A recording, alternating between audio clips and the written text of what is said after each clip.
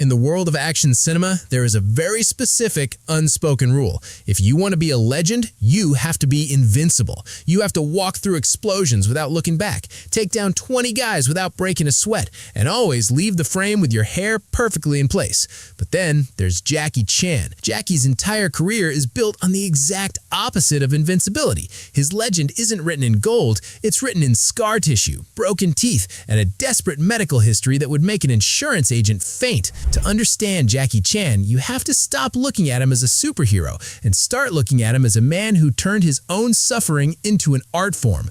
We see the smile, the slapstick humor, and the breathtaking choreography, but behind that mask of a happy-go-lucky clown lies one of the most complex, contradictory, and frankly painful journeys in the history of entertainment. This wasn't a smooth ride to the top. It was a rough ride through poverty, physical abuse, and a desperate struggle to find an identity in the shadow of a ghost. But before we begin, don't forget to like the video to help it reach more people, and make sure to subscribe and turn on notifications so you don't miss any upcoming videos. It all starts in a place that sounds like something out of a Dickens novel, but much more violent: the China Drama Academy. Jackie wasn't sent there because he wanted to be a star. He was sent there because his parents were so poor they could barely feed him. For 10 years, from the age of 6, Jackie lived in a world where education meant waking up at 5 a.m. and training until midnight. If you messed up a flip, you were beaten. If you didn't hold a leg stretch long enough, you were beaten. This school didn't just teach him how to move. It taught him that pain was just a daily chore, like brushing your teeth.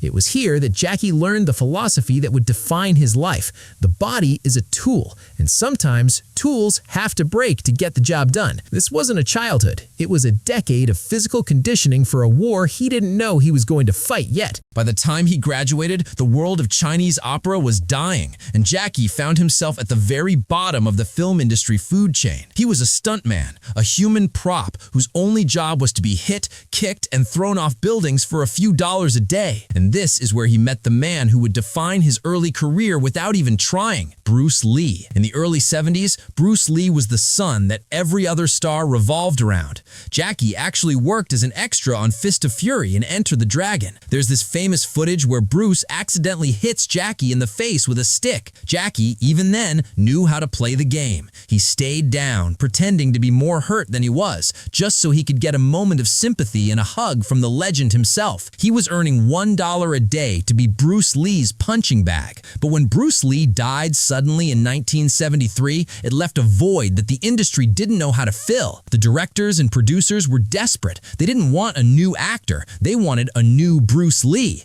and they chose Jackie. They tried to force him to be stoic, to be fierce, to scream like Bruce and fight like Bruce, and Jackie hated it. He knew he was a terrible Bruce Lee. He realized that if Bruce kicked high, he had to kick low. If Bruce was a god who never got hit, Jackie was a human who got hit constantly. He decided to turn the hero into a victim. He brought comedy into the violence. He showed fear. He showed pain. He made the audience laugh at his struggle, and in doing so, he did something Bruce Lee never could. He became relatable. But that relatability came with a price tag that most people wouldn't be willing to pay. We have to talk about the Jackie Chan hospital rule. In his world, an injury doesn't count unless you're unconscious or need surgery. Everything else, broken fingers, twisted ankles, cracked ribs, that's just a Tuesday. If you look at the end credit outtakes of his movies, they aren't just bloopers. They are a catalog of human fragility. You're watching a man nearly die for your entertainment.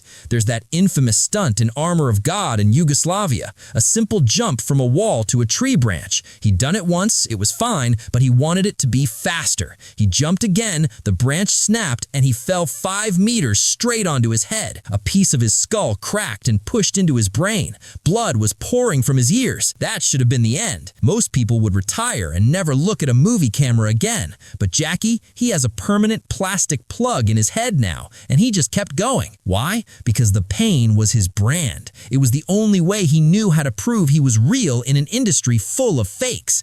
He created the JC Stunt team because no ordinary stuntmen were crazy enough to do what he asked. He had to train his own disciples, pay their medical bills, and act as their father figure because he was leading them into a literal battlefield every time the director yelled action. But even after conquering Asia, there was one mountain Jackie couldn't seem to climb: Hollywood. In the early 80s, Jackie tried to break into the American market with movies like The Big Brawl and The Protector. And honestly, it was a disaster. Not because Jackie wasn't good, but because Hollywood didn't get him. American directors looked at Jackie and saw just another martial artist. They tried to make him the next Clint Eastwood or Sylvester Stallone. They told him how to punch, how to walk, and they edited his fights in that slow, boring American style where you can't even see the impact. Jackie felt like a bird in a cage. He would try to suggest a funny stunt or a creative use of a chair, and the directors would shut him down, telling him to just look tough. He left America feeling humiliated and defeated. He went back to Hong Kong with a chip on his shoulder, determined to show the West exactly what they were missing. This rejection is what gave us his greatest masterpieces like Police Story and Project A. He wasn't just making movies anymore. He was declaring war on the Hollywood style. He wanted to prove that his rough ride was superior to their green screens and safety wires. However, this obsession with success and the constant brush with death created a man who was, in many ways, deeply flawed. When we read his memoir, Never Grow Up,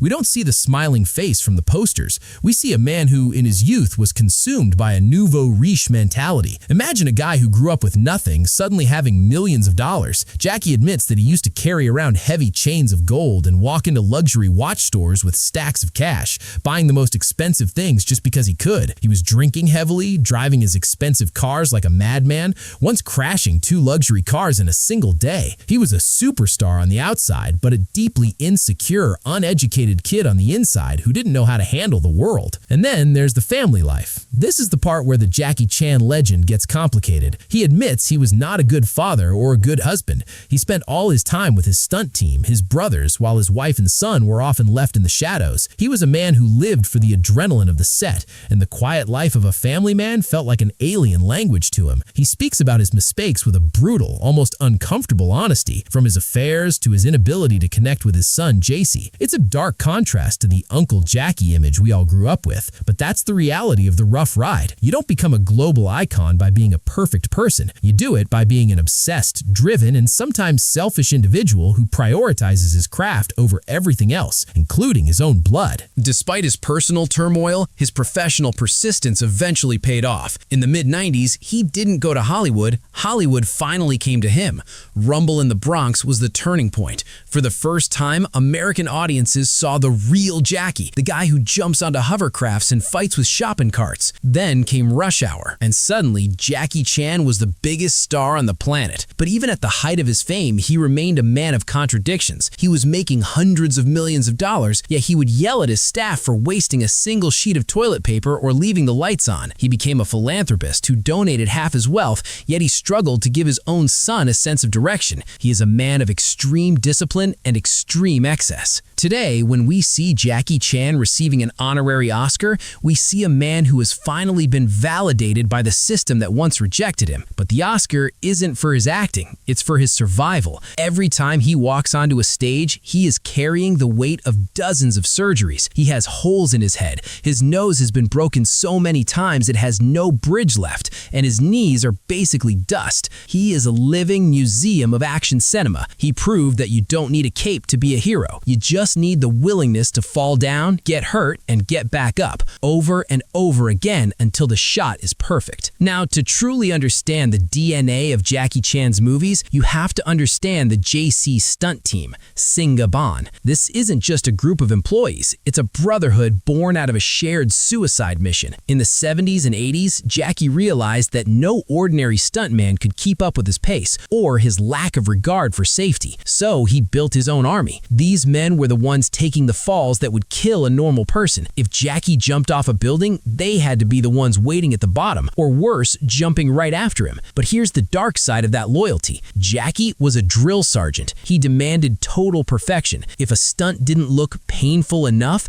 they would do it again and again and again. There's a famous story about the filming of Police Story, where the stuntmen were being injured so frequently that the local hospitals actually started refusing to admit them because they thought the film set was a site of illegal street fighting. Jackie paid for everything, their medical bills, their apartments, their food. He owned them, and in return, they gave him their lives. This creates a strange, almost cult-like dynamic of the master and his disciples. It's a reflection of the harsh Chinese opera school he grew up in. Jackie recreated the only world he knew, a world where love is shown through shared suffering. He wasn't just building a career, he was building a family that could withstand the rough ride he was leading them on. But as the years turned into decades, the rough ride started to take a different kind of toll. The man who once said, "I'll never use a stunt double," started to feel the betrayal of his own biology. Watching Jackie Chan age is one of the most bittersweet experiences in cinema. In his later films, you can see it in his eyes, the hesitation that wasn't there in the 80s. His jumps are shorter, his movements are slightly heavier. For a man whose entire identity is built on physical capability,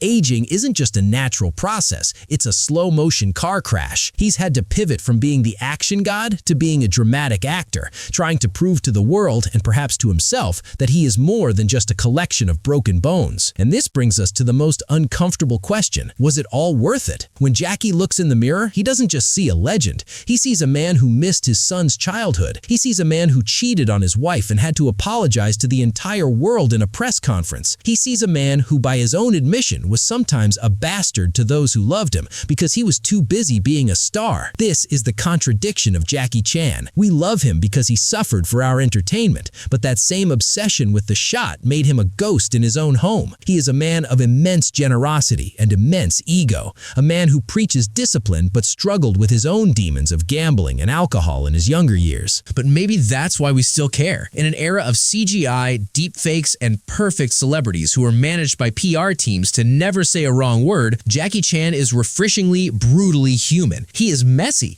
He is flawed. He is a man who came from nothing, broke every bone in his body to become something, and then had the courage to tell us, "Hey, I made a lot of mistakes along the way." The rough ride wasn't just about the stunts. It was about the psychological journey of a poor kid from the opera school trying to survive a world that wanted to use him and then throw him away. As we look at his legacy today, we shouldn't just count the box office billions or the number of kicks. We should look at the pain, not just the physical pain of a cracked skull in Yugoslavia, but the emotional pain of a man who spent his life trying to outrun the ghost of Bruce Lee, only to realize that the hardest person to beat was himself. Jackie Chan is the last of a dying breed, a man who proved that if you're willing to bleed enough, you can turn a $1-a-day job into a legacy that will last forever. But as he often says in interviews, with a smile that doesn't quite reach his eyes, it's easy to be a hero, it's hard to be a man. The cameras will eventually stop rolling, the stunts will become impossible, and the JC stunt team will retire. But the legend of the rough ride will remain, not as a story of a superhero,